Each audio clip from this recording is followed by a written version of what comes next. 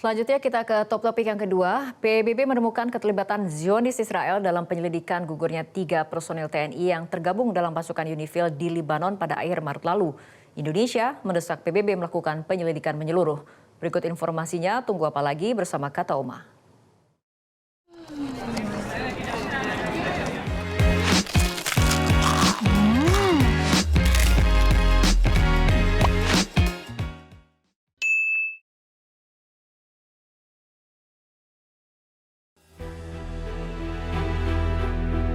Dewan Keamanan Perserikatan Bangsa-Bangsa PBB akhirnya mengungkap temuan awal tentang gugurnya 3 personil TNI yang tergabung dalam pasukan UNIFIL saat bertugas di Libanon pada akhir Maret lalu.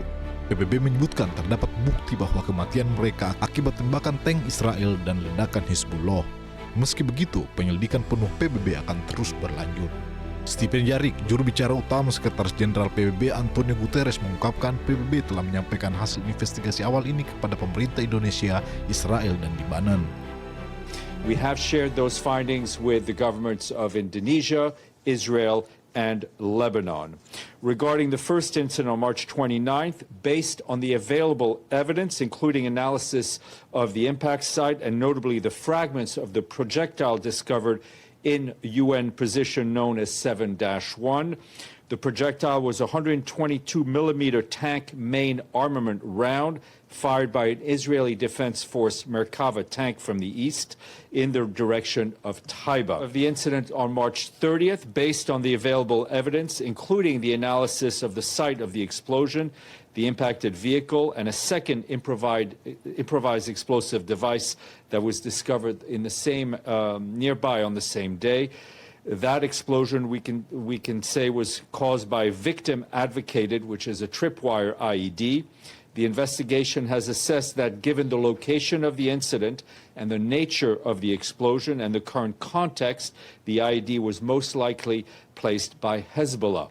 These incidents are unacceptable. We have requested with the relevant parties that the cases be investigated and prosecuted by national authorities to bring the perpetrators to justice and ensure criminal accountability for crimes against peacekeepers.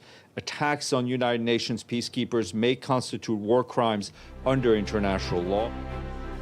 Sementara itu, Kementerian Luar Negeri Indonesia menyerukan penyelidikan menyeluruh atas gugurnya 3 prajurit TNI penjaga keamanan PBB akibat serangan Zionis di Libanon.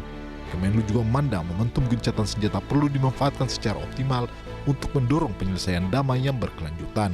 Pemerintah Indonesia menegaskan pentingnya menghormati kedaulatan masing-masing negara. Perkembangan ini tentunya mencerminkan adanya upaya dari para pihak-pihak yang terkait untuk tetap membuka ruang diplomasi guna mendorong deeskalasi, dan Indonesia melihat momentum ini sebagai awal yang positif dan mendorong agar kesempatan atau momentum ini dapat dimanfaatkan secara optimal untuk memajukan penyelesaian damai yang berkelanjutan. Dan kita tentunya pemerintah Indonesia akan terus dukung setiap upaya diplomasi yang konstruktif dan termasuk upaya-upaya yang dapat dilakukan untuk berkembang menjadi penyelesaian yang sifatnya lebih permanen dengan tentunya perlindungan warga sipil sebagai fokus utama kita.